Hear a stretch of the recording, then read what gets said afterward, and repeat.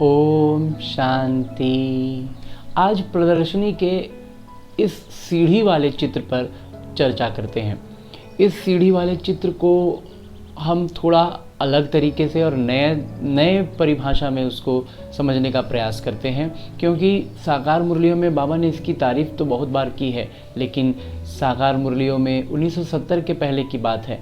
तो अभी के संदर्भ में हम थोड़ा इसको रिलेट करने के लिए आज के यूथ के हिसाब से और खुद के निज अनुभव के हिसाब से, क्योंकि जब ज्ञान को समझने लगे, उसमें आगे बढ़ने लगे, तो थोड़ी थोड़ी इन चित्र प्रदर्शनी की बातों में थोड़ा सा अपडेट करने की मंथन इस ब्रह्मा कुमार के मन में आया। तो इसको थोड़ा नए तरीके से समझने का प्रयास करते हैं कि इसके लिए हम उदाहरण ले सकते हैं नदी का। तो शुरुआत होती है नदी की हिमालयों से, मतलब जहाँ बर्फ़ जमे होते हैं, ऐसी ऐसी स्थानों से, बिल्कुल जहाँ साफ सुथरी पवित्र पावन स्थिति में होती हैं नदियाँ।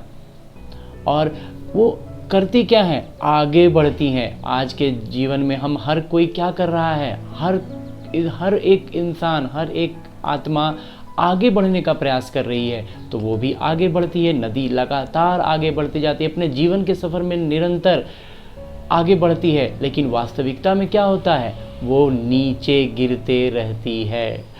वो उसका आगे बढ़ना ही वास्तव में ढलान पर है। तो बाबा ने मुरली में कहते हैं ना, हर क्षण वो कलाएं कम होती हैं। वैसे ही इस नदियों का है कि ये नदियां भी क्या हो रही हैं, लगातार नीचे उतर रही हैं, लेकिन उन्हें लगता है कि वो आगे बढ़ रही हैं।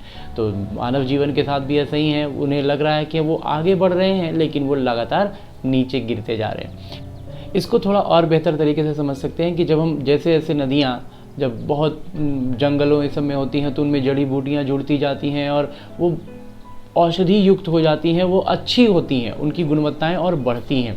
लेकिन वो जब धीरे धीरे शहरों में आने लगती हैं, तो यहाँ एक छोटी सी बात विवेचन करना चाहूँगा कि शहरों में क्या होता है, जो अभी से कुछ साल पहले तक क्या होता था कि शहर नदी के किनारे बसते थे, मतलब नदी पर निर्भर होते थे, नदी से ही जल लेंगे।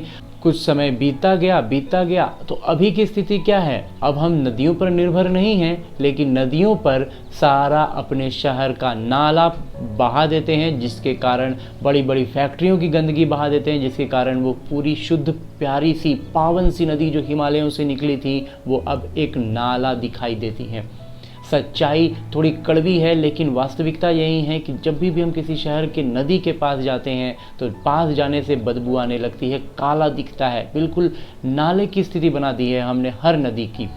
तो इसका अर्थ अगर हम मानव जीवन से जोड़ें तो क्या निकलता है कि हम अपने चारों ओर जिन भी चीज़ों को देखते हैं, चाहे वो प्राकृतिक चीज़ें हो, जैसे हमारे आसपास के पशु पंछी, या फिर हमारे आसपास के उपकरण, विज्ञान के, साइंस के साधन, हर चीज़ हम पर निर्भर है।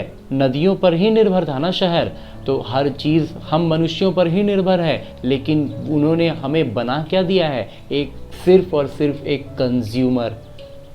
ये बहुत मंथन करने पर हमें बात समझ में आती है कि हम एक बस कंज्यूमर की तरह रह गए हैं। हमारे में सब कुछ ला के डाल दिया जा रहा है, चाहे वो इन्फॉर्मेशन का रूप हो या एंटरटेनमेंट का रूप हो, हर चीज़ बस हमारे में ला के डाल दी जा रही है। बड़े बड़े होलसेल रूप से एकदम थोक भाव में ला के, जैसे गंदगी भी, एक दो गंदगी डाली जाए तो वो नदियाँ सोख भी ले, मैंने कहीं चली जाए नदी में पता ना चले, लेकिन इतनी भारी गंदगी डाली जाती है कि वो बिल्कुल गंदा हो जाता है, पतित हो जा रहे। हमारी मानसिक अवस्था अभी यही है, और आत्मिक स्थिति भी बहुत चरमरा गई है।